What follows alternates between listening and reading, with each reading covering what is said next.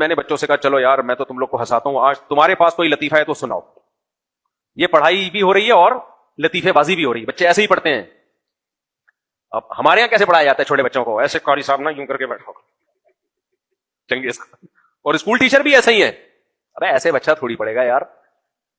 تو میری کلاس میں بچے انتظار کرتے تھے کہ پڑھانے کے لیے آؤں میں, تو میں نے بچوں سے کہا تم کوئی لطیفہ سناؤ. ایک بچے نے ایسا لطیفہ سنایا بھائی, یہ اس بچے کا لطیفہ ہے جو میں ابھی آپ کو سنا رہا ہوں. کہتے ہیں استاد جی مجھے اس وقت اندازہ ہوا کہ بچے کتنے ہوشیار ہیں. حالانکہ چھوٹے چھوٹے بچے تھے.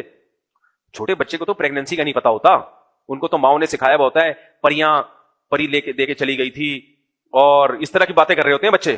آج کل کے بچے آپ دیکھو, تو ایک چھوٹا سا بچہ تھا, اعدادی اول ہوتا ہے نا, اس کے بچے نے کہا استاد جی ایک سائنسدانوں نے نا کیپسول ایجاد کیا کہ کسی ماں کو کھلایا جائے گا تو بچہ کیسا پیدا ہوگا, تمیزدار. پہلے تو میں حیران ہوا, یہ کتنا بدتمیز بچہ پیدا ہوا ہے یار, اس کو بھی سے پتا ہے کہ پریگنینسی کیا ہوتی ہے. خیر میں نے کہا پتا ہے تو بتا بھائی. کہتا ہے تو بچہ جیسے ہی وہ ایک کیپسول کھلایا, بچہ پیدا ہوا, پیدا ہوتے ہی آداب.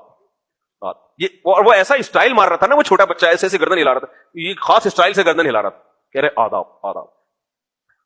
تو میں نے کہا یار پھر کیا ہوا, کہہ رہے ہیں استاد جی پھر انہوں نے سوچا کہ یہ تو بڑا زبردست کامیاب تجربہ ہوا. ایک خاتون کو اکٹھے 8-10 کیپسول کھلا دیے. جب ایک کیپسول سے اتنا تمیزدار پیدا ہو رہا ہے تو 10 کیپسول کا کیا نتیجہ نکلے گا. 8-10 کیپسول کھلائے, بچہ پیدا ہی نہیں ہو رہا. 1 مہینہ اوپر ہو گیا, بچہ نہیں پیدا ہو رہا.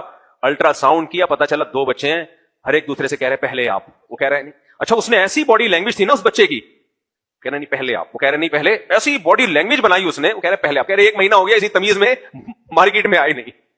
ارے بھائی تو